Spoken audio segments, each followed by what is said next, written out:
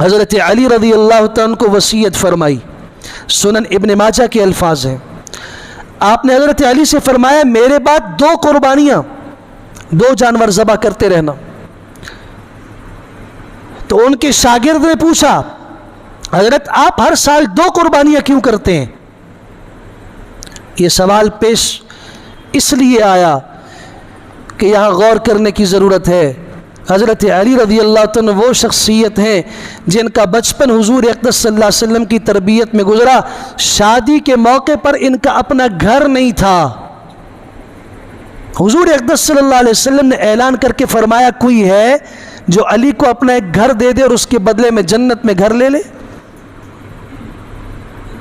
حضرت خیثمہ انصاری رضی اللہ عنہ کھڑے ہوئے، میں دیتا ہوں، آپ نے اپنا ایک دور کا گھر دیا۔